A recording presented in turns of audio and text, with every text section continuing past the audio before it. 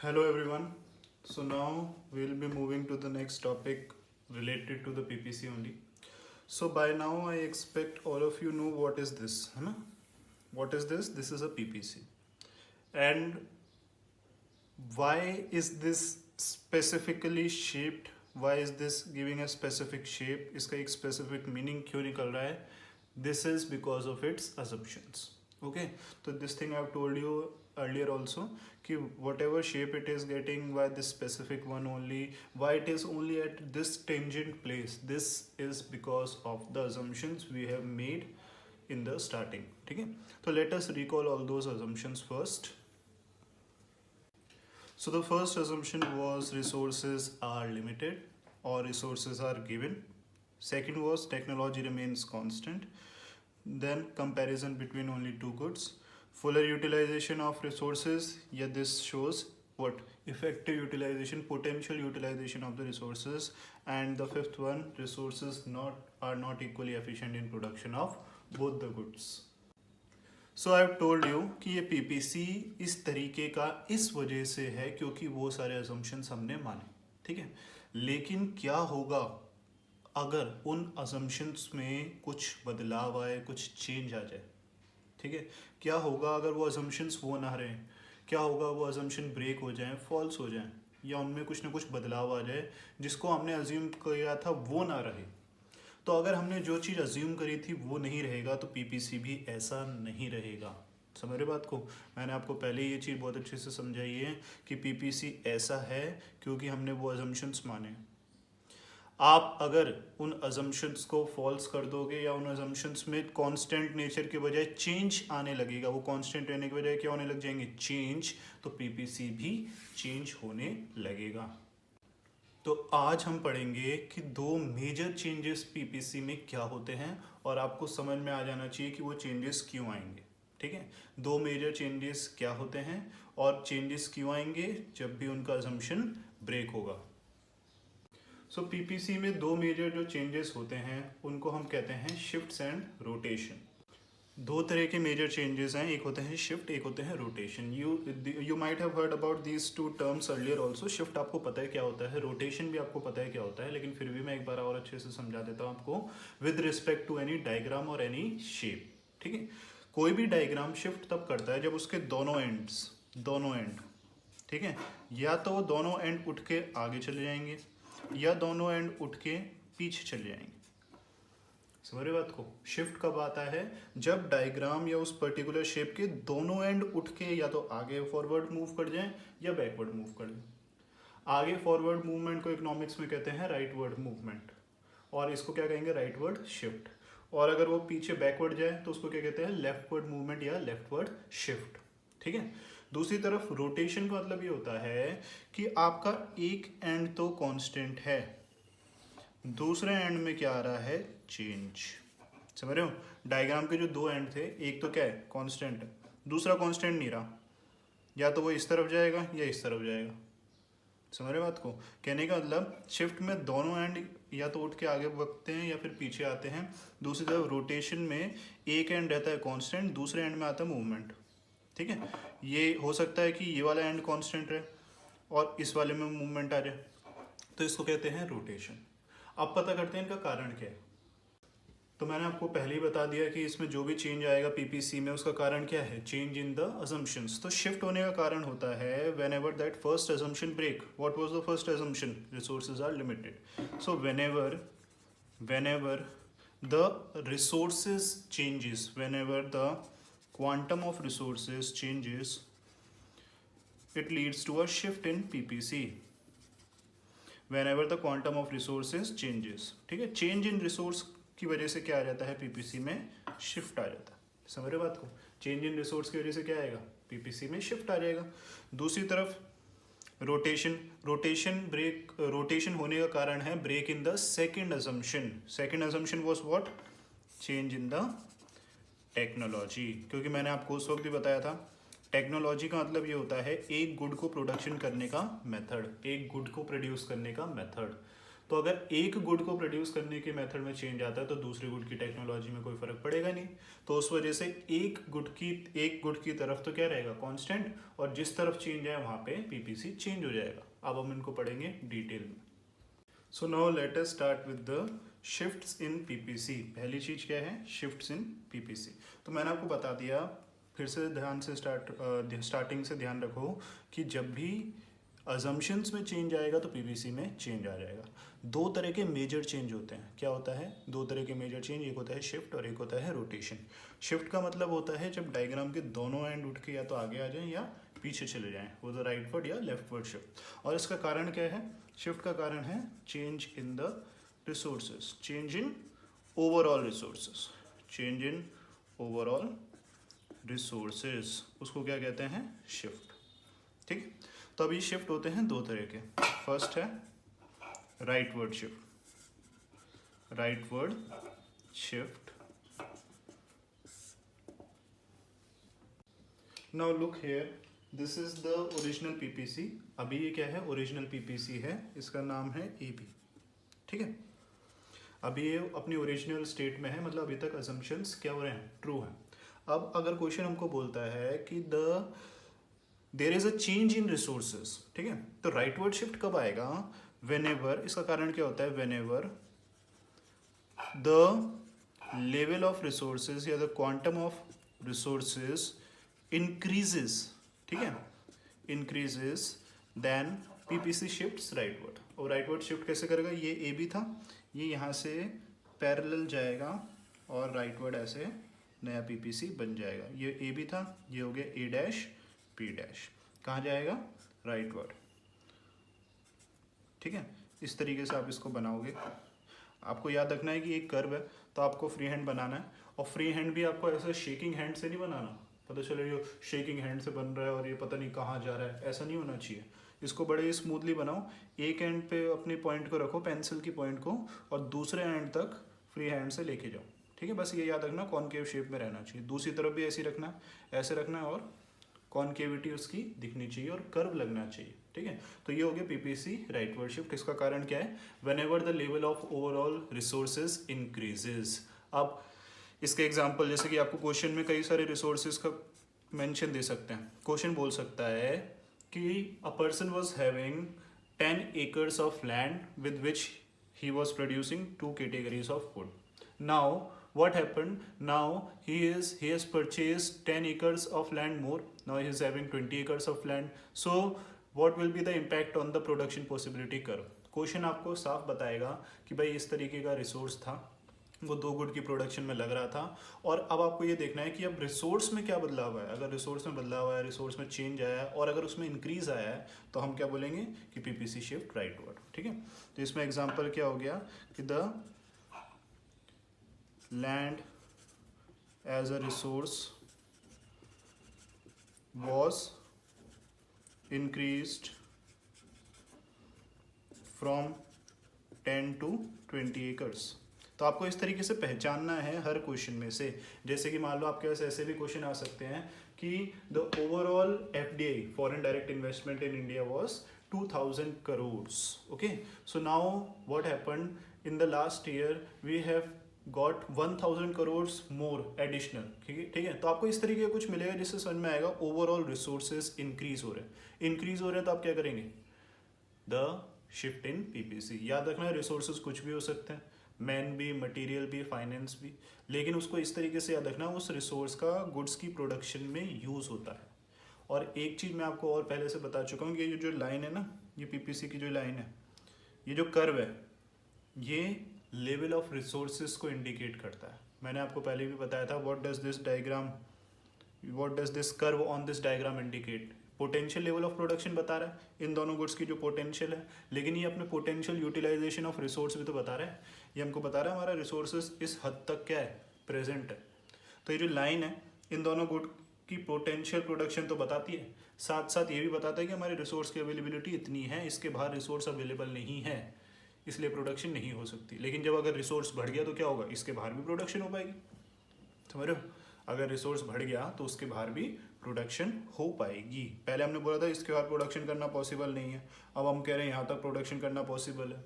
तो उसका कारण क्या है? उसका कारण ये है क्योंकि अब अजम्पशन में आ गया चेंज, रिसोर्सेज पहले से बढ़ गए हैं और उनके बढ़ने से, रिसोर्सेज के बढ़ने से उनका पोटेंशियल भी बढ़ गया है। पहले पोटेंशियल कम था, अब पोटेंशियल क्या हो गया? ज़्यादा। तो पीपीसी क्या कर चुका है? Rightward shift. ठीक है। So now second type of shift is leftward shift. ठीक है। तो नाउ वी विल डिस्कस कि ये लेफ्टवर्ड शिफ्ट कैसे होता है। तो अगर आपने राइटवर्ड शिफ्ट समझ लिया तो लेफ्टवर्ड शिफ्ट भी आप अच्छे से समझ पाओगे कि जब भी भाई ओवरऑल रिसोर्सेज की क्वांटिटी इंक्रीज होती है तो राइटवर्ड शिफ्ट कर गया पीपीसी। लेकिन अगर ओवरऑल रिसोर्सेज की क्वांटिटी पहले से गिर गई तो क्या होगा? तो क्या होगा? तो होगा लेफ्टवर्ड शिफ्ट। पीपीसी बैकवर्ड आएगा, जिसको हम इकोनॉमिक्स में लेफ्टवर्ड शिफ्ट बोलते हैं। ठीक है। तो ओरिजिनल पीपीसी ये है जब तक उसके अजम्पशन ट्रू थे। अब अगर अजम्पशन टूटा, बोला पहले से रिसोर्स गिर गया, पहले 10 एकड़ का लैंड था, 5 एकड़ ही रह गया। पहले 100 करोड़ की संपत्ति थी, अब 50 करोड़ रह गई। पहले 2000 एफडीआई थी, अब 1000 करोड़ रह गई। तो क्या होगा? Resources will shift leftward. ठीक है। थोड़ा सा ये क्या दिखना चाहिए? ये स्ट्रेट नहीं दिखना चाहिए, ये थोड़ा कर्व से ऐसा दिखाना है आपको। ठीक है। A dash B dash. ठीक है। तो इसमें आप ऐसा एरो बनाएंगे, ये क्या होगा? Leftward shift from A B to A dash B dash. इसका रीजन क्या है? Whenever the level of resources decreases, whenever the level of resources fall or decreases, PPC shifts leftward. Example क्या है? Fall in resource या fall in national income, fall in FDI from 2000 crores to 1000 crore. Okay. So this one is very simple. आपको ध्यान बस इतना रखना है कि भाई शिफ्ट कब आएगा। पहली बात तो चेंज कब आएगा? चेंज आएगा जब अजम्पशन में ब्रेक आएगा। शिफ्ट कब आएगा? जब फर्स्ट अजम्पशन में ब्रेक आ रहा है, रिसोर्सेज आर लिमिटेड या रिसोर्सेज आर फिक्स नहीं रहा, रिसोर्सेज पहले जैसे लिमिटेड फिक्स नहीं रहे, उसमें कुछ बदलाव आ गया, या तो बढ़ गया या घट गया। बढ़ गया तो रिसोर्सेज बढ़ गया, तब उसका प्रोडक्शन पोटेंशियल बढ़ जाएगा, तो वो राइटवर्ड शिफ्ट हो जाएगा, वो एक ज़्यादा पोटेंशियल डायग्राम हमको देगा। ठीक है।